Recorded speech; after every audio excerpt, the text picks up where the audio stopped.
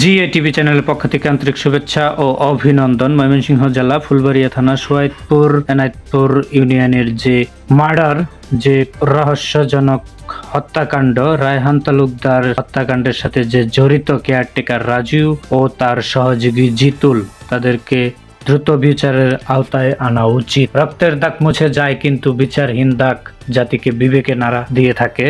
রায়হান তালুকদার হত্যাকাণ্ডের সেই সুষ্ঠু তদন্ত নিয়ে কাজ করছে ময়মনসিংহ জেলা ফুলবাড়িয়া থানার পুলিশ। বিগত কিছুদিন যাবৎ রায়হান হত্যাকাণ্ডের রহস্য কিন্তু আমরা সোশ্যাল মিডিয়া প্ল্যাটফর্মে দেখে যাচ্ছি। রায়হান তালুকদার পেশায় একজন বাংলাদেশ কাস্টম নিরাপত্তা শাখার কর্মকর্তা।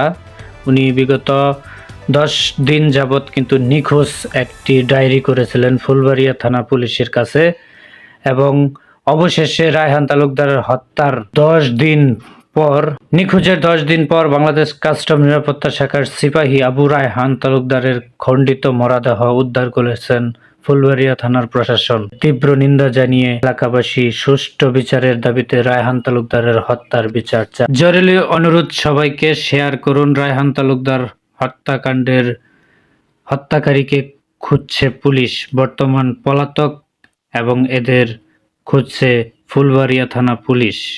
পলাতক রাজু কেয়ারটেকার, পলাতক জিতুল, রাজুর সহযোগী, রায়হান তালুকদার হত্যাকাণ্ডের জড়িত কেয়ারটেকার এবং রাজু সহযোগীকে, তাদেরকে দ্রুত গ্রেফতার করার জন্য আপনাদের সহযোগিতা প্রয়োজন। এই সহায়তা একটি মায়ের সন্তানের হত্যার বিচার পেতে আপনারা এটি শেয়ার করতে পারেন। এই ঘটনায় তীব্র নিন্দা জানিয়েছেন ফুলবাড়িয়া থানার সাধারণ জনগণ এবং ফুলবাড়িয়া থানার প্রশাসন। খুবই চাঞ্চল্যকর ঘটনায় কিন্তু ফুলবাড়িয়া এই প্রথম এর উপযুক্ত বিচারের দাবি করেছেন এলাকাবাসী, সকল সর্বস্তরের জনগণ। আজকের মতো নিউজ আপডেট এ পর্যন্তই। জিএ টিভি, গোলাম আলামী, ফুলবাড়িয়া, ময়মনসিংহ।